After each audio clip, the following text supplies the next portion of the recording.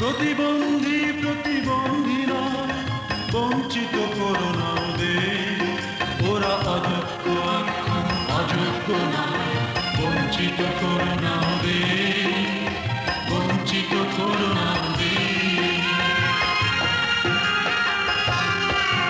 ও মানুষ প্রতিবন্ধী প্রতিবন্ধীরা বঞ্চিত করো না ওদের, ওরা অযোগ্য অযোগ্য না, বঞ্চিত করো না ওদের, বঞ্চিত করো না ওদের।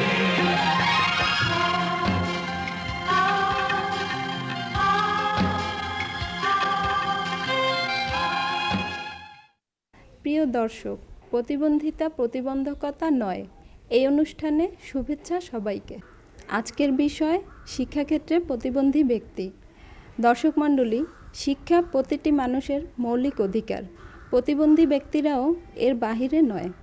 দর্শক মণ্ডলী, আমাদের দেশের প্রচলিত শিক্ষাক্ষেত্র এখনও প্রতিবন্ধী শিক্ষার্থীদের অনুকূল হয়নি। তারপরও আমরা অনেক প্রতিবন্ধী শিক্ষার্থীকে স্কুল কলেজের আঙিনায় দেখছি। চলুন পরিচিত হই তাদের সাথে। কুড়িগ্রাম জেলার ফুলবাড়ি উচ্চ বালিকা বিদ্যালয়।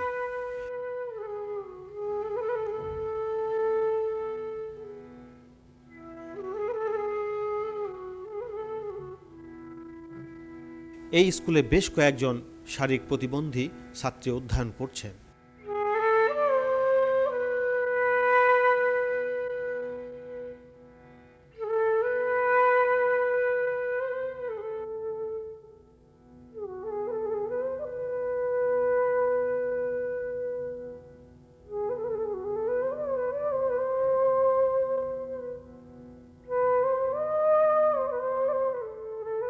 তাদের একজন ফরিদা, সে নবম শ্রেণীর ছাত্রী।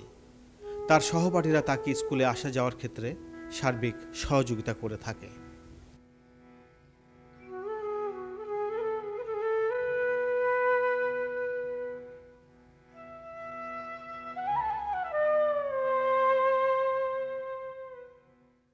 শেফালি দশম শ্রেণীর ছাত্রী। শিক্ষা গ্রহণের প্রবল ইচ্ছা বুকে লালন করে এগিয়ে চলেছে এই মেয়েটি।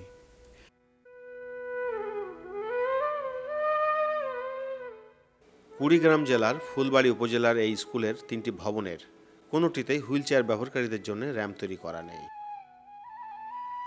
নেই প্রতিবন্ধী ছাত্রছাত্রীদের জন্য উপযোগী টয়লেট সুবিধা। এই স্কুলের মতো দেশের অসংখ্য শিক্ষা প্রতিষ্ঠানে প্রতিবন্ধী শিক্ষার্থীদের জন্য প্রয়োজনীয় সুযোগ সুবিধার ব্যবস্থা রাখা হয়নি। ফলে এসব প্রতিবন্ধী শিক্ষার্থীদের অথবা গুরুতর কোনো প্রতিবন্ধী শিক্ষার্থীদের শিক্ষার সুযোগ সংকুচিত হয়ে যাচ্ছে।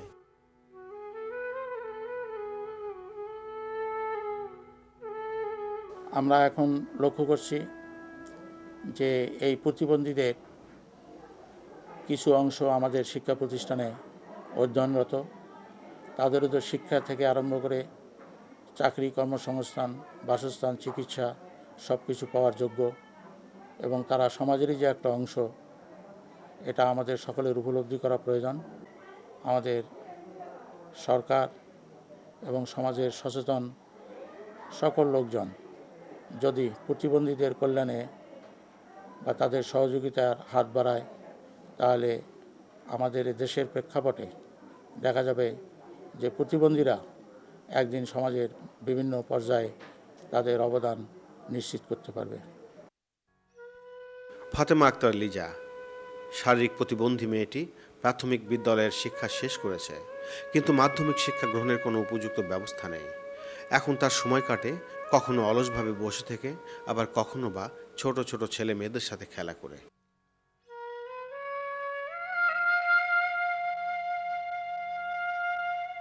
আমার নাম মোসাম্মদ ফাতেমা আক্তার লিজা।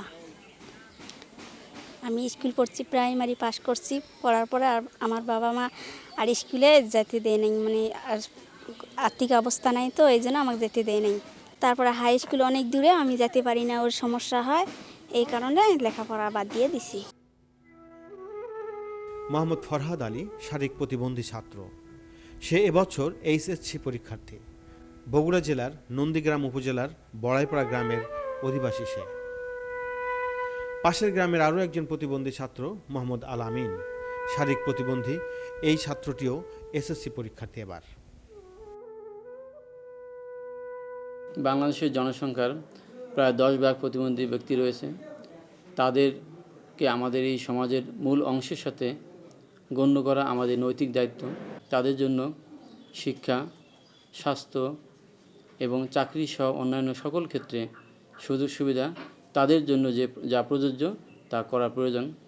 এক্ষেত্রে বিভিন্ন শিক্ষা প্রতিষ্ঠানে তাদের জন্য বা অফিস আদালতে তাদের গমনাগমনের জন্য বিশেষ ব্যবস্থা নেওয়া যেতে পারে, লিফটে বিশেষ সুযোগ সুবিধা রাখা যেতে পারে, সম্ভব হলে তাদের জন্য বিশেষ ক্যাটাগরিতে র্যাম্প সিস্টেমে ওঠানামার জন্য ব্যবস্থা রাখা যেতে পারে, যা ইদানিং কোনো প্রতিষ্ঠানে, বিশেষ করে শিক্ষা প্রতিষ্ঠানে অল্প হলেও চালু হয়েছে।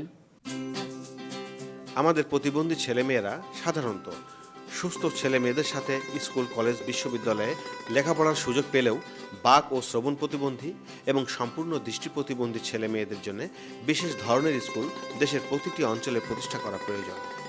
এই ধরনের একটি স্কুল রয়েছে মানিকগঞ্জ সদরে। প্রতিবন্ধী শিশুদের যোগ্য মানুষ হিসেবে প্রতিষ্ঠিত করতে শুরু থেকেই তাদেরকে যথাযথ শিক্ষায় শিক্ষিত করে গড়ে তুলতে দেশের প্রতিটি অঞ্চলে তাদের উপযোগী করে স্কুল প্রতিষ্ঠা করা সময়ের দাবি।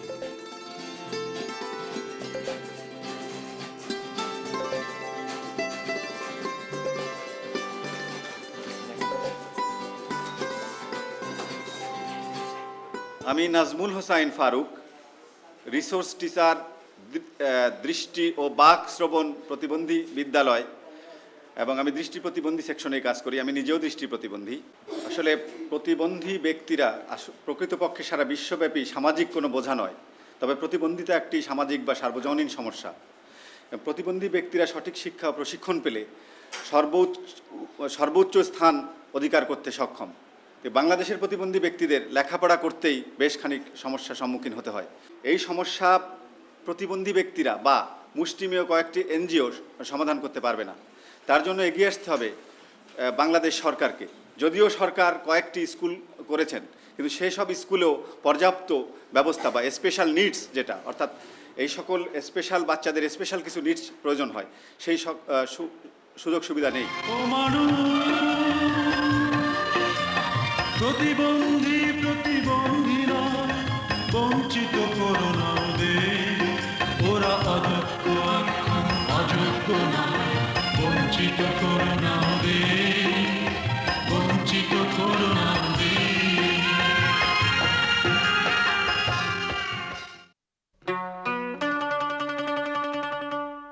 ঢাকা বিশ্ববিদ্যালয়।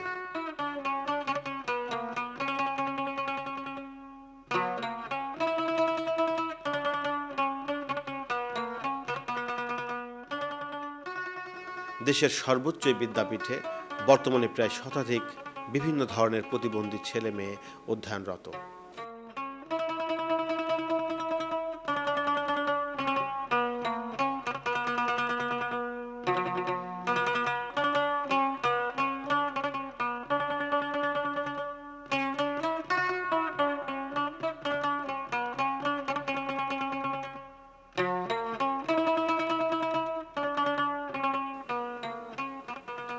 শিক্ষা জীবনের অনেকগুলো ধাপ পার হয়ে এসেছেন এরা।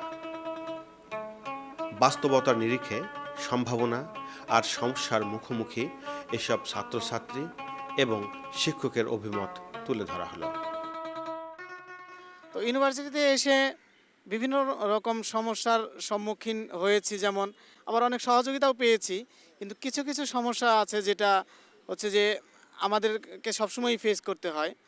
যেমন এখানে স্ক্রাইবারের সমস্যাটা অনেক সময় দেখা যায়, যে স্ক্রাইবার মানে আমাকে যে লিখে দেবে, যে আমার প্রশ্ন যে আমাকে পড়ে শোনাবে এবং পড়ে শোনানোর পর আমি যে উত্তরটা বলবো সেটা সে লিখে দেবে। এটা সবসময় পাওয়াও সমস্যা হয়, এবং দেখা যায় যে যাকে পাওয়া যায় তাকে নেয়ার জন্য বিভিন্ন রকম অনুমোদনের জন্য ঘুরতে ঘুরতে অনেক সমস্যা দেখা দেয় আমাদের। অ্যাডমিশন নেওয়ার পর আমি প্রথম যে ধাক্কাটা খেয়েছি সেটি হচ্ছে আবাসন সমস্যা। এই সিটের সমস্যাটা বিরাট সমস্যা। এটা কর্তৃপক্ষের উচিত, আমি মনে করি, যেটা অ্যাডমিশন নেওয়ার সঙ্গে সঙ্গে যেন সিটের ব্যবস্থা তারা করে দেয়। আর ক্লাসরুমেও আমাদের কিছু সমস্যার সম্মুখীন আমরা হই। সেটা হচ্ছে কি টিচার অনেক সময় লেকচার দেয়, লেকচার আমরা সামনে বসলে হয়তো শুনতে পারি, আবার অনেক সময় দেখা যাচ্ছে টিচাররা বোর্ডে লিখে দেন। তো আমাদের দৃষ্টি প্রতিবন্ধীদের পক্ষে বোর্ডের লেখা দেখা তো সম্ভব না। তো এক্ষেত্রে টিচার যদি একটু, যে ক্লাসে দৃষ্টি প্রতিবন্ধী ছেলে মেয়ে থাকে, একটু সদয় হন, তারা যদি একটু মুখে বলে দেন তাহলে আমাদের একটু সুবিধা হয়। আমরা যারা শারীরিক প্রতিবন্ধী বা দৃষ্টি প্রতিবন্ধী তাদের চলাফেরার বিষয়টা একটু অন্যরকম। শারীরিক প্রতিবন্ধী যারা, তারা র্যাম্প বা লিফটের মাধ্যমে চলাফেরা করতে হয়, কিন্তু এই ইউনিভার্সিটিতে দেখা যায় যে মাত্র 3টি হলে লিফটের ব্যবস্থা রয়েছে, কিন্তু হলে প্রবেশ করার ক্ষেত্রে কোনো র্যাম্প কিংবা ওরকম আলাদা কোনো ব্যবস্থা নেই। আর আপনারা জানেন যে কলা ভবনে আমাদের অধিকাংশকে ক্লাস করতে হয়, কিন্তু কলা ভবনে 2য় তলা থেকে লিফটের ব্যবস্থা আছে, কিন্তু 1তলা থেকে 2তলায় ওঠার কোনো লিফটের ব্যবস্থা নেই। প্রতিবন্ধিতা বিষয়টি খুব গুরুত্বের সঙ্গে আমাদের বিবেচনা করা দরকার, বিশেষ করে টারশিয়ারি এডুকেশন সেক্টরে। এই জন্যে যে বিশ্ববিদ্যালয় পর্যায় পর্যন্ত পৌঁছাতে একজন প্রতিবন্ধী মানুষের, নারী পুরুষ নির্বিশেষে, প্রচুর কাঠখড় পোড়াতে হয়। এবং এই বিশ্ববিদ্যালয় পর্যায়ে এসে যখন তারা দেখেন যে একদম বেসিক যে বিষয়গুলো, যেমন ধরুন অ্যাক্সেস ফ্যাসিলিটি সেটা নেই, ভবনগুলো প্রতিবন্ধীদের উপযোগী করে তৈরি করা হয়নি, ক্লাসরুমগুলো তাদের বসার উপযোগী করে নির্মাণ করা হয়নি, বসবার যে সুযোগ সুবিধা সেটি পর্যাপ্ত নয়, টয়লেট ফ্যাসিলিটি একেবারে অনুপস্থিত বলা যেতে পারে। এই সমস্যাগুলো খুব প্র্যাকটিক্যাল, ডাউন টু আর্থ সমস্যা, এবং এগুলোর সমাধানও ডেফিনেটলি আছে। যেই সময়ে ভবন আদি নির্মিত হয়েছে সেই সময়ে হয়তো এই কনসেপ্টটা নিয়ে কেউ চিন্তাই করতেন না, সময় পাল্টেছে। এখন স্ট্রাকচার তো আর সরাসরি বদল করা যাবে না, অ্যাডজাস্টমেন্ট রিঅ্যাডজাস্টমেন্ট করা যেতে পারে। শিক্ষা যে কারিকুলাম আছে সেখানে আমূল পরিবর্তন নিয়ে আসতে হবে, যাতে প্রতিবন্ধীদের সেন্সিটিভিটিটা বিবেচনায় রাখা হয়, সেই বিষয়টি এনশিওর করতে হবে। উপায় উপকরণ সরবরাহ করা, সেটা সরকারের পক্ষ থেকে করা যেতে পারে মন্ত্রণালয়ের মাধ্যমে, এবং সেই সঙ্গে বেসরকারি যে উদ্যোগগুলো আছে তারাও কন্ডুইট হিসেবে কাজ করতে পারে। এবং শিক্ষার্থী যারা, তাদের সুবিধার জন্যে, তাদের সুবিধার কথা মনে রেখে পর্যাপ্ত বৃত্তির ব্যবস্থা করাটা জরুরি।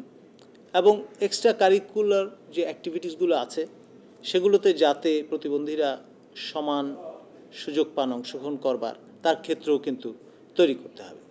তাছাড়া শিক্ষা সফরের ব্যবস্থা করা, এবং সেই সফরে গেলে পরে এই ধরনের মানুষদের যে স্পেশাল নিডটা আছে সেটা যাতে অ্যাড্রেসড হয়, সে বিষয়টাও আমাদের খেয়াল করতে হবে। আর সর্বোপরি যে বিষয়টি সেটি হচ্ছে, যারা ভিজুয়ালি ইম্পেয়ার্ড তাদের কতগুলো স্পেশাল নিড আছে, যারা ফিজিক্যালি ইম্পেয়ার্ড তাদের স্পেশাল নিড আছে, এখানেও নানান রকমের কিন্তু মাত্রা আছে। সেই সেন্সিটিভিটিগুলো কিন্তু আমাদের মনে রাখতে হবে। গড়পড়তা সাদামাটাভাবে এক ধরনের প্রতিবন্ধিতার কথা বিবেচনা করে বাকিগুলো বিবেচনায় যদি না নিই আমরা, তাহলে মস্ত বড় ভুল হয়ে যাবে।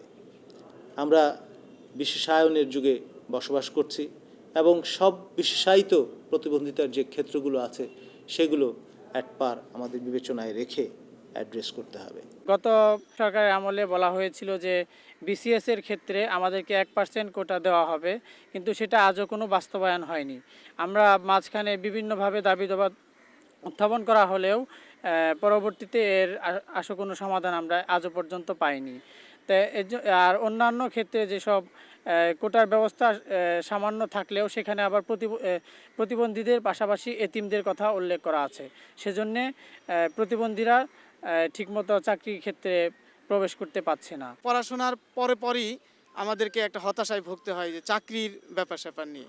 সরকার এবং বেসরকারি যে কোনো প্রতিষ্ঠানের প্রতি আমাদের একটা আবেদন যে আমাদের দক্ষতা অনুযায়ী যেন তারা আমাদেরকে রিক্রুট করে, তারা সেই সুযোগটা করে দেয়। প্রতিবন্ধী শিক্ষার্থীদের এই ব্যবস্থা থেকে উত্তরণের জন্য বাংলাদেশ প্রতিবন্ধী কল্যাণ সমিতি, সংক্ষেপে BPKS সহ অন্যান্য প্রতিবন্ধী ব্যক্তিদের সংগঠন সরকারের বিভিন্ন পর্যায়ে আলাপ আলোচনার মাধ্যমে সরকারকে বোঝাতে সক্ষম হয়েছেন যে প্রতিবন্ধী ছাত্র ছাত্রীদের জন্য শিক্ষার পথ সহজ করতে প্রতিটি শিক্ষা প্রতিষ্ঠানে র্যাম্প ও টয়লেট সুবিধার ব্যবস্থা করা প্রয়োজন।